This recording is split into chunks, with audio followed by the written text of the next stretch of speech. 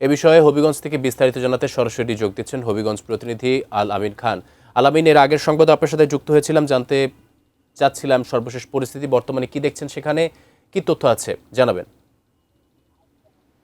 জি, ধন্যবাদ। আপনি যেমনটা বলছিলেন আসলে আমরা সারাদিন আজকে যতটুকু আপনারা জানেন যে ১৪৪ ধারা জারি করা হয়েছে যে গতকালকের ঘটনায়। এখন পর্যন্ত এনসিবি এবং বিএনপির কোনো নেতাকর্মী আমরা তারা আ আ দেখতে পাই নাই।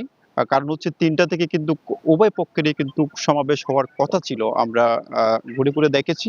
এখন পর্যন্ত আইনশৃঙ্খলা বাহিনী তারা কিন্তু কঠোর অবস্থানে রয়েছেন এবং আমরা কিছুক্ষণ আগে পুলিশ সুপারের সাথে কথা বলেছি। তিনি আমাদেরকে জানিয়েছেন যে যে আ সাধারণ মানুষের জানমাল রক্ষা করার জন্য তারা যতটুকু করার তারা কিন্তু করে যাবেন।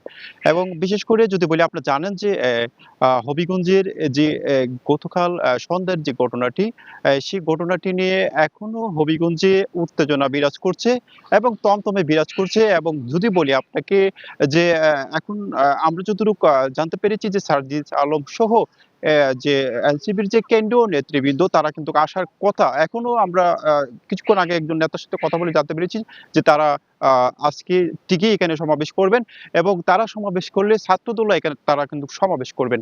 এবং বিশেষ করে এখন পর্যন্ত আমরা কোনো রাজনৈতিক নেতৃবৃন্দকে আসলে আমরা দেখতে পাইনি যে মিছিল মিটিং করতে। এই ছিল আসলে আমার হবিগঞ্জ থেকে সর্বশেষ।